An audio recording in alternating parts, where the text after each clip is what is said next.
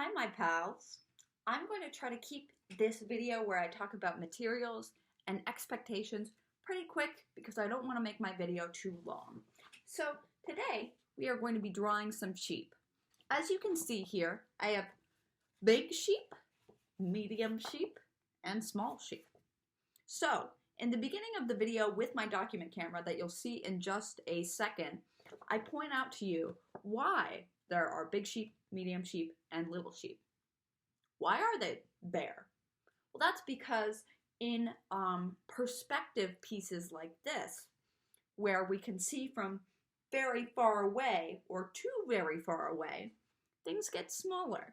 A way you can test this is you can look at your friend from far away and you can sort of see that you could fit their head in between your fingers, which is crazy because you wouldn't be able to do that in real life, right? Yeah, that's because when things are further away, they look smaller. So there are three different parts to a perspective piece like this: the foreground, the middle ground, and the background.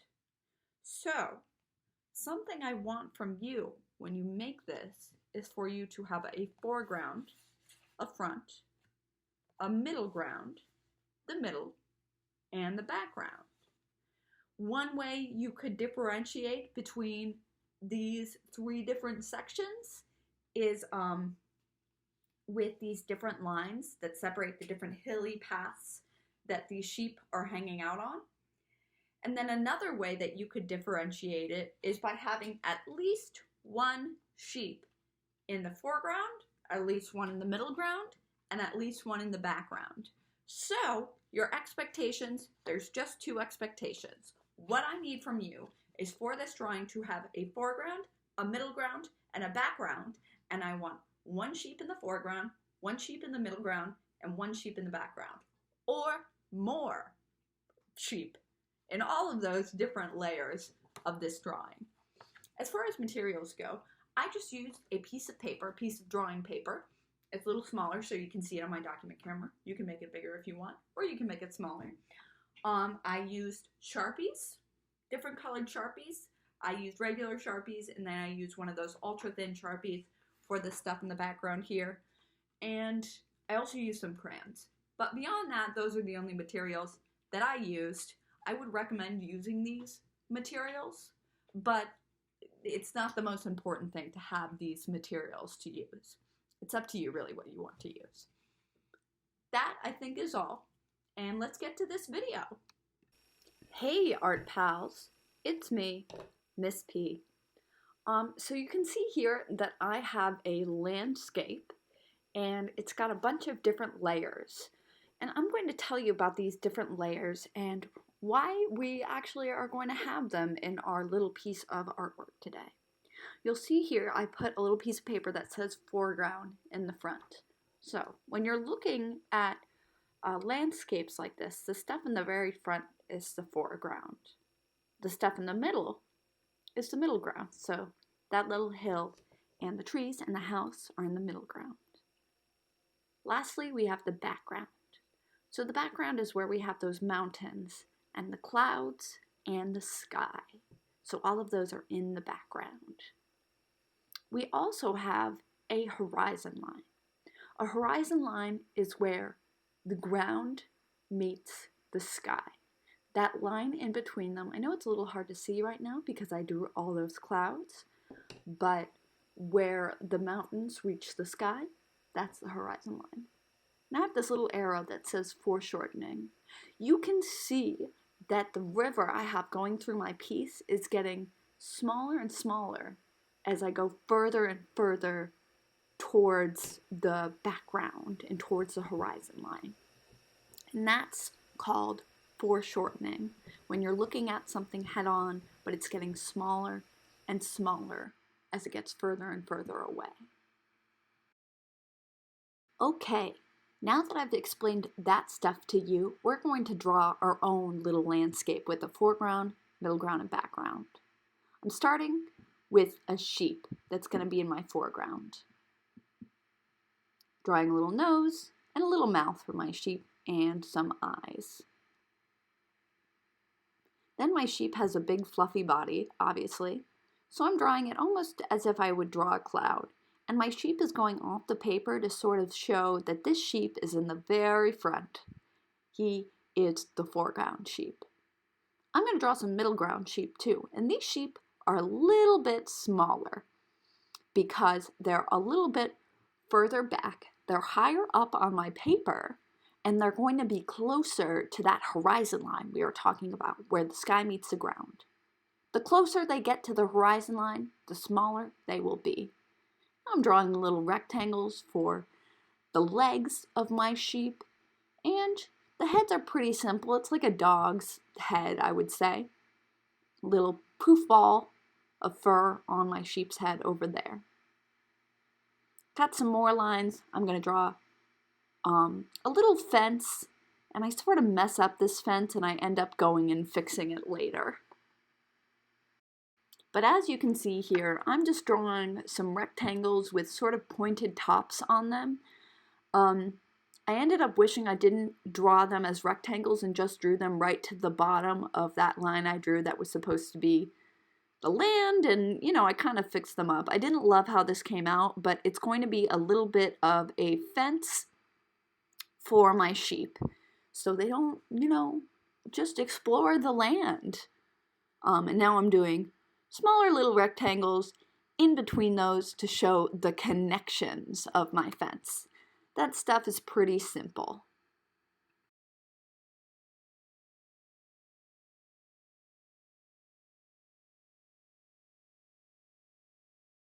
You can see me here, I'm drawing lines to the bottom where the ground is supposed to be, which I really should have done in the first place.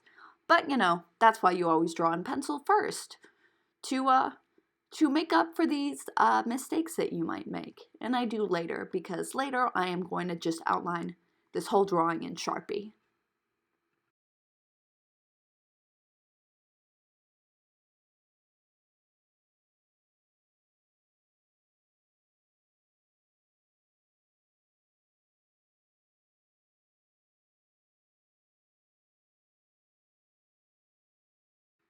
I'm going ahead and I'm going to draw some more sheep. This one is even a little bit closer to my first sheep.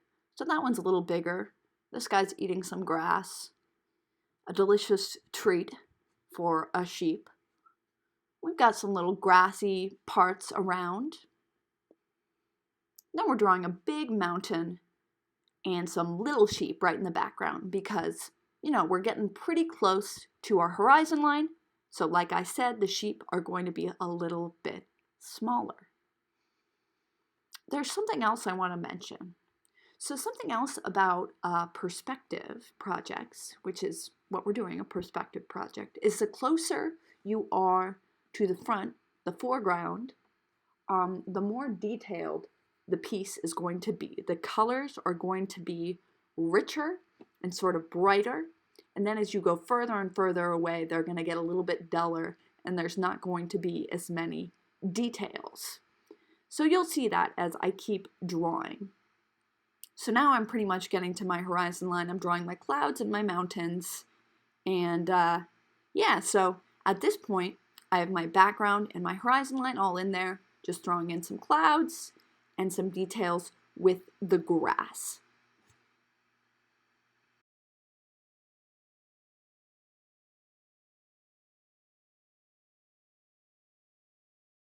Time to go in there with a black marker. I'm going to use a couple of different kinds of markers. I always like using Sharpie markers for stuff like that, or this, because they blend really nicely. But if you want a little overview again of how I'm drawing my sheep, you can watch this. And then I think I'm going to go in there and actually do some grassy parts all over this first sort of mountain that I have here.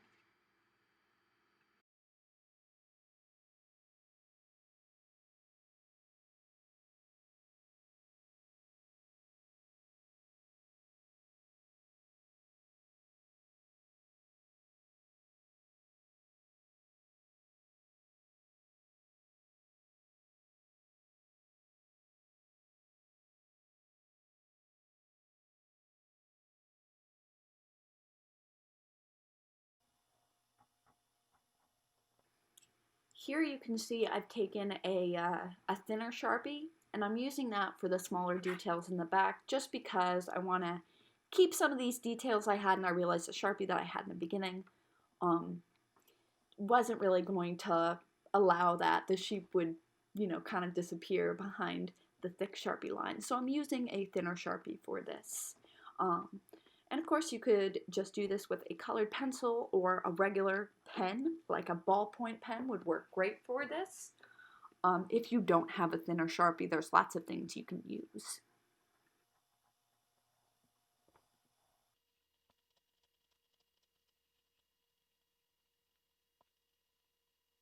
So I'm just speeding that up a little bit so we can get this video to move a little bit faster. You can always slow down the speed in YouTube in the settings if I'm going a little too fast for you.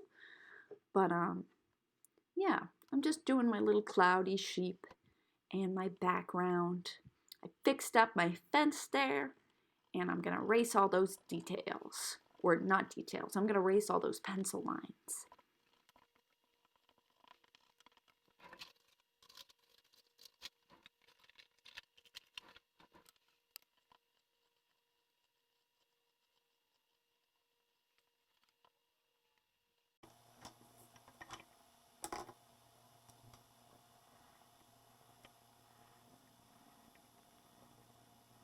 Okay, you can see here I just created some line art, and then I'm actually going to go in with my white crayon. I just like doing this a lot if I'm going to have some white spaces that I don't really want to color over.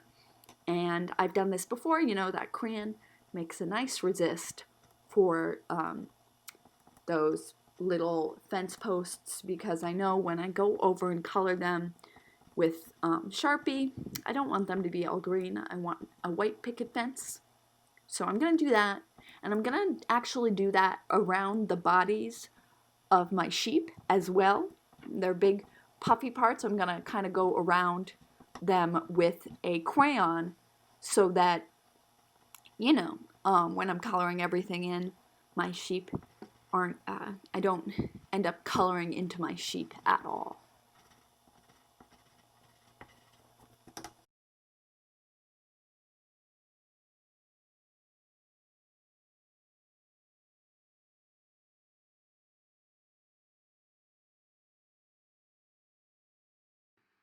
So you can see here I'm adding in some lines to sort of match the way I'm making my mountain. And I'm also going to point out here, you can tell that I'm using a really nice light green.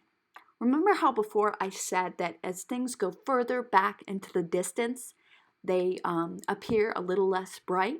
Well, that's what we're going to do here, or I'm going to do here with my mountains. And you can see on the side there, I actually have a slightly darker Sharpie that I'm going to end up using in the front.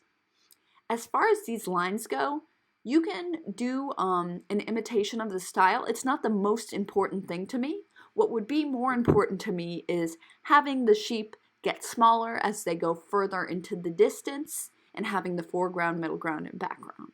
So if you would like to color your mountains regularly, you can do that. I thought it looked cool with doing this background stuff, but you can, and I'm going to do different kinds of line as I go up to the top with my Sharpie doing the sky.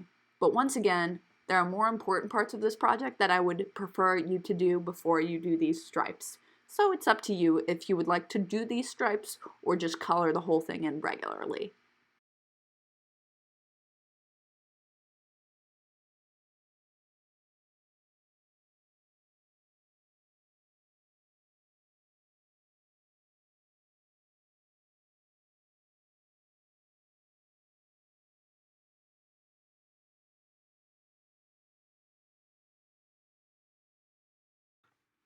Of course, the same thing goes for the mountain.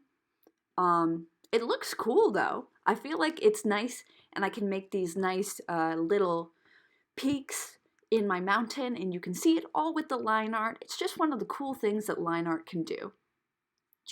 Again, you do not have to do this if you don't want to. It does take a little bit longer. But next time I'm going to go in and I'm going to start coloring in my sheep's bodies besides their fur. So I'm using a gray Sharpie for this. Sheep are kind of, usually they have white heads or black heads or gray heads. And then of course there are black sheep as well. So I just have this gray Sharpie. I have a couple of colored Sharpies and I have a gray one. So I thought I would use it for my sheep's head. And it works really nicely. I just don't, I color in the whole head, avoiding the eyes that I make for the sheep. And then I color in their little legs and feet. So I thought that looked nice. You can, honestly, I really don't have a problem with you coloring your sheep any color you like. It doesn't have to be a real sheep color. But, I went with the traditional sort of sheep design here with the gray Sharpie.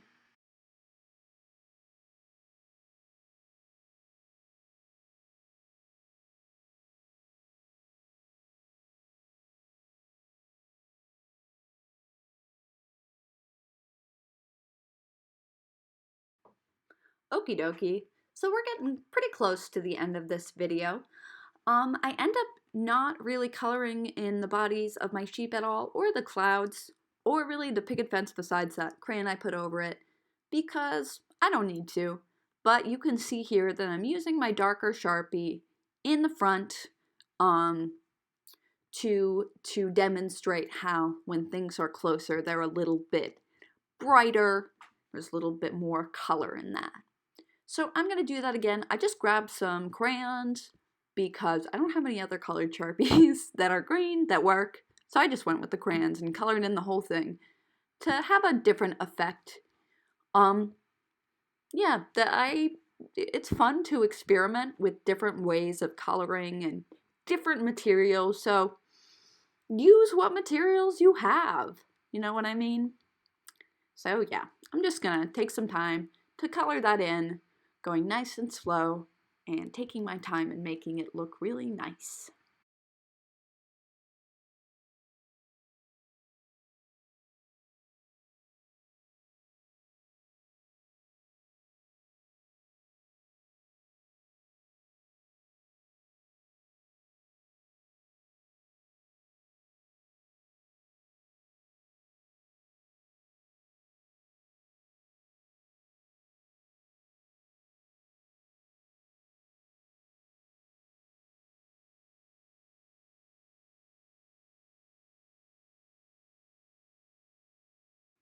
Okie dokie, guys. I'm almost finished coloring this whole thing in.